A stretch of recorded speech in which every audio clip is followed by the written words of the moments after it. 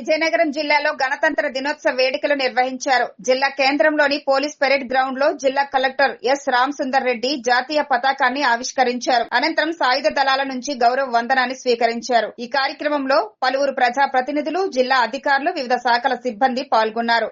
వేడుకలు ఉత్సాహంగా కొనసాగాయి.